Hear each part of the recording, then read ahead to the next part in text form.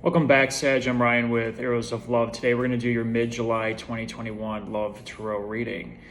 We went through some pretty serious energy over the last couple of weeks. We had a series of T-squares happening in the sky between Venus and Mars sitting in Leo, and Saturn sitting over in Aquarius, and Uranus in Taurus. And these always point to some type of tension, potentially confrontation.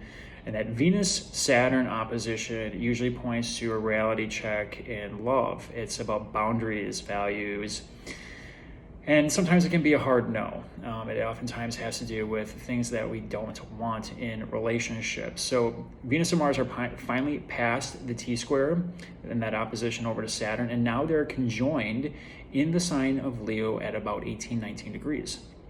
And this is always the cosmic lovers coming together. It only happens once every 2 years. So you have to take advantage of this while you can, because it can be a very romantic, passionate time for every sign. And for you, Sag, this is going to happen in your 9th house. And the 9th house is a house of higher ideals, beliefs, faith, adventure, long distance travel. So if you're looking for love right now and you're single, I would say go take a trip. Plan a vacation, and perhaps you meet someone while you're traveling, because that's potentially where you could find love. If you are partnered up and you're looking to rekindle the flame, so to speak, then I'd say still take a trip, because that could be really good for you. Take some time away from the kids. Maybe you just need some time alone, and to forget about your kind of everyday life and the mundane affairs of life overall. So long distance travel, adventure, expanding the mind. So anything that would lead you guys to expansion of the mind, learning something new, could be really beneficial for you at this time. Now, the sun is sitting over in Cancer, and the sun is going to be making a trine that's a 120-degree aspect, and those are typically blessings, over to Neptune. And Neptune is this compassionate, empathetic, spiritual, sometimes confusing planet. So when the two come together, your intuition can be kicked up to about 12. So pay attention to your dreams at this time. Pay attention to your psychic hunches and your intuition, because Neptune and the sun are going to be leading you in the right direction. The sun is sitting in your 8th house. That's Cancer. And the 8th house can be sometimes a house of upheaval. It's an intense house overall. It's about intimacy, sex, taxes, the death and rebirth process overall. It can be about inheritances, riches, and other people's money, so joint ventures and financial institutions. So those are the themes where the sun is sitting right now, and Neptune is sitting over in Pisces in its home sign. And Pisces for you is the 4th house. So the 4th house has to do with home, family, roots, ancestry. So there could be something with a family business coming up here. There could be joint ventures with partnerships coming up for review, other people's money, generally speaking. So these aren't necessarily love houses, but you could be getting psychic hunches, or some type of healing could come in through family, or through that intense 8th house. That 8th house is a house of healing as well. So it's a regenerative healing house, because that's usually where a lot of upheaval takes place. So the Sun Neptune trine is going to be perfecting this week. Right now the Sun is applying, which means it's coming up to the trine over to Neptune. And then on Saturday, the 17th, the Sun is going to be making an opposition over to alchemical Pluto. And Pluto is an intense planet. It's the transformative planet of our cosmos. It can represent death. It can represent rebirth of some type, intense sexual experiences. And for you, Sag, that's sitting in your 2nd house of income. So again, there is this element of finance coming up for you. It could be other people's finances. It could be your finances. And the sun is shining a light, so to speak, on Pluto. And Pluto's the underworld. It's things unseen. It's secrets. So maybe some hidden money matters come about. Hidden cash comes about. It could be possessions, resources, assets, something to that effect, where all of a sudden a light is shined upon something that was not seen before. So not necessarily in your love houses, but if you're looking for love, go take a trip, get outside, go travel, take an adventure, because you never know who you could run into at that time. So that's what's happening in the astrology for the week. We went to see some really intense stuff. over the last couple of months. So it's nice to finally have a reprieve. The energy is being toned down with that Mars-Venus conjunction. And Venus is the planet of love, beauty, cooperation, negotiation. So tap into that if things have been rough. There could be some healing aspects to be found there overall. So today we're going to do your mid-month reading. I'm going to do a modified Celtic cross for you today. 6 cards from the Tarot, 1 from the Angels Oracle deck. These are general readings, so these messages won't resonate with all of you. Be sure to check out your ascendant, moon, and Venus signs if it's not Sagittarius. Sometimes those messages will resonate more with you depending on what's going on in your natal chart. If you like these videos and like to see more of them, please click that like button and subscribe. It helps the channel, and it's very much appreciated from me. And you get to see my smiling face a little bit more too.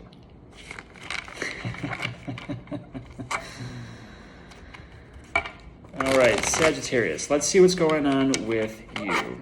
If you're looking for a personal reading, by the way, my email is in the description box below. Feel free to send me an email and we'll set up a time to chat. All right, just one last shuffle here.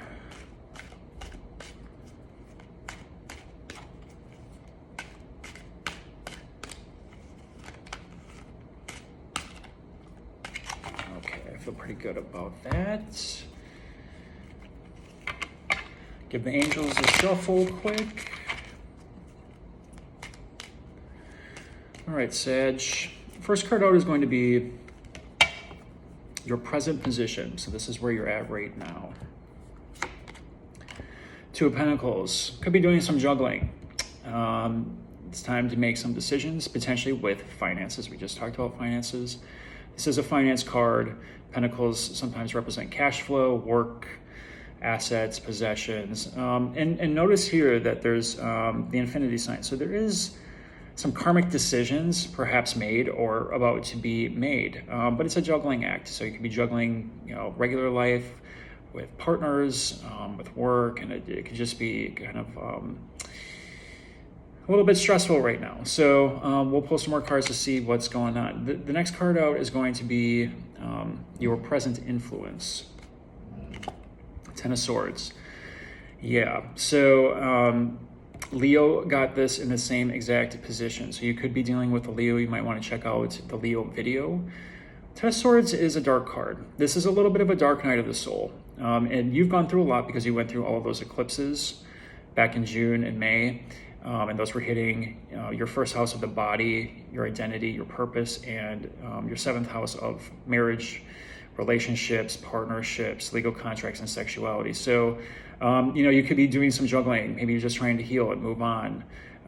But the good news with the 10 is always that it's at the end of the cycle. So after the 10, it starts the new cycle. So let's pull some more cards to see what's going on here. Next card out is going to be kind of the destiny card in a way. So we have the Knight of Pentacles. So this is pretty good. So you're going to be finding some stability and balance. You're going to be regaining your sure-footedness in life. So that's a good sign. I think this is also potentially someone coming in for you if you're looking. It could be an earth sign, so that's Capricorn, Virgo, and Taurus. And this is a pretty good offer overall if you're looking for it. So be sure you're getting out if you're single and looking. If you're partnered up, there is some stability coming into the situation because the Knight doesn't move. This Knight in particular doesn't move very fast. They analyze the situation. They're practical. They're pragmatic. They don't make rash decisions. So I think some stability is coming in for you overall. Next card out is going to be your distant past. So it's the Ace of Pentacles. So you could be reviewing things that have started a cycle back, think back to when something new came into your life. It could have been something that really made you happy. It could have been something even related to this guy here. But overall, the distant past is something that the universe reached out to you to say, hey, this is where you should be going. Perhaps you were led astray. Because you have 3 pentacles here. Again, this could be finance related. It could have been related to a job. It could have been related to, something with banking, because that 8th house is being activated. So it could be something with debts, but it's calling something up for review, and it could be affecting your love life because this is coming up in love. But it's asking you to restart the cycle, to create something that is built on a steady foundation, something that's stable, meant to last the long term here. So let's keep pulling some cards to see what else we got here. The next is the recent past. Another Pentacles card. Yeah. So 7 of Pentacles is kind of just a moment to take stock. It's a moment of pause to see where you're at, and you're doing some assessment here of where it is you're going. So the guy has been building up his resources, taking a look at his own value. A lot of Pentacles here, so that tells me you're doing a lot of self-evaluation of your own self-worth, where it is you're going, your boundaries, what it is you're willing to put up with, and things that just do not align with you anymore. So there could have been just a moment of pause. You're taking some time out for yourself to think about what it is that is coming next. And that's usually pretty good. Sometimes it's necessary to do that because you want something that's built to last, right? You don't want something that's fleeting necessarily. You don't want something that's going to be in and out, just a bedroom buddy, so to speak. You want something that's meant to last, that aligns with your values. So this is good overall, I think. Next card out is the Future card. Another Pentacles, 10 of Pentacles. So you're definitely on your way. This is a great card. The 10 of Pentacles sometimes represents a power couple coming together. Sometimes it represents you coming into some unexpected money or wealth. Could be inheritances. That's that 8th house where the sun is sitting right now in Cancer. So perhaps something just comes out of nowhere, and there's some relief to be found. But others of you, you're just building. You're building to this. This is where you're trying to go. It's the man, the wife. Gender doesn't really matter in these readings, but they've built up an accumulation of wealth here. They built up an accumulation of resources, and it's also emotional resources too. So this is where you're trying to get to, and the fact that this is where it's headed to is really great. So if you are dating someone right now, and you're trying to balance some things out, maybe some news came about that hurt you, that felt a little bit of betrayal. Pluto energy, that Sun-Pluto dynamic brings up fear, obsession.